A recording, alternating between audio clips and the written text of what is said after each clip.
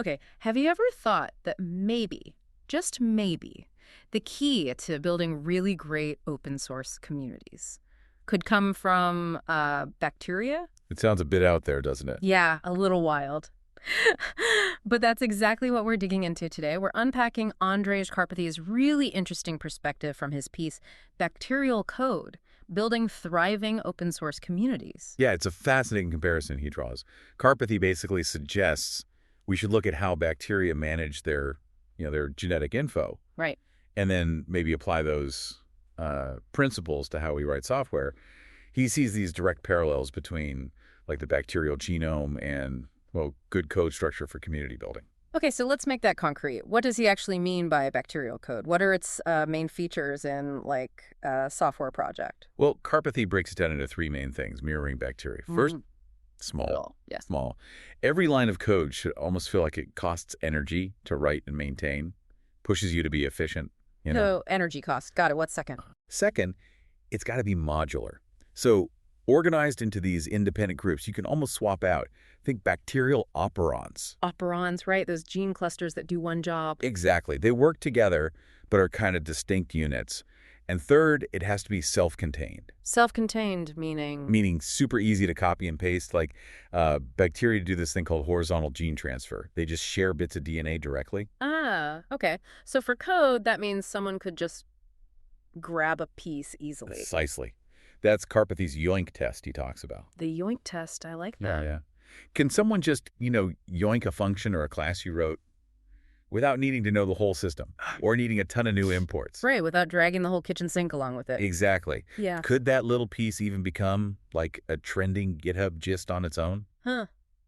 That's a great benchmark. And I guess that makes it way easier for people to contribute too, right? If they can just grab a small piece and work on it. Absolutely. It lowers the barrier significantly. You don't need months to understand the whole architecture just to fix a bug or add a small feature. That helps build a much more vibrant community. So this isn't just an analogy then. This bacterial style, it actually works in nature. Oh, absolutely. It's pretty much how bacteria has managed to colonize, well, everywhere. Everywhere. Think about it. Freezing cold, boiling hot vents, super acidic pools, deep underground. Even the vacuum of space, apparently. Wow, okay. They have this insane diversity in how they get energy, their metabolism, and this modular copy-paste style. It's perfect for rapid prototyping, trying things out super fast. Rapid adaptation. Yeah, Yeah, you can see how that would be powerful for software communities trying new ideas. definitely. Quick iteration, quick feedback.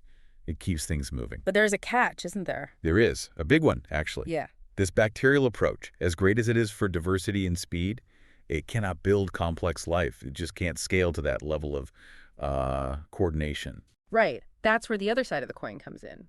Karpathy contrasts it with the eukaryotic genome, right? Like our cells. Exactly. He calls the eukaryotic genome humans, animals, plants, a significantly larger, more complex, organized, and coupled monorepo. A monorepo. Interesting comparison for a genome. Yeah. It's less maybe inventive on the fly compared to bacteria swapping genes all over the place. But it's absolutely essential for building complex things, like organs. You need that tight integration, that coordination. You can't build a brain with just tiny independent bits that don't talk to each other. You got it. So what's the upshot for us, for developers? Karpathy says, basically, use our advantage. We have intelligent design. We can choose. So we don't have to pick just one style. Pretty much. The idea is maybe you build a eukaryotic monorepo backbone if you have to, for the big core stuff that needs tight integration. Okay, for structure. Right. Yeah. But fundamentally, you want to maximize bacterial DNA. Prioritize making components small, modular, self-contained whenever possible. Designed for that yoinkability. Exactly. Yeah. Design it so individual pieces can thrive, be shared, be improved independently. That's how you get that really robust, evolving community. It's quite a powerful idea, pulling this from biology. Really makes you think differently about system design, finding solutions by looking at, well, life itself. Yeah, what I find really neat is this blend he suggests. It's not strictly one way or the other. It's the agile, independent bacterial style for speed and community. Balanced with that structured, complex, eukaryotic approach when you genuinely need that deep integration. Precisely. Knowing when to use which tool, basically. So here's something for you, the listener, to think about. Beyond just writing code, where else could this bacterial mindset work? Focusing on small, modular, shareable units. Where else might that foster amazing growth and diversity in things we collaborate on? Something to chew on.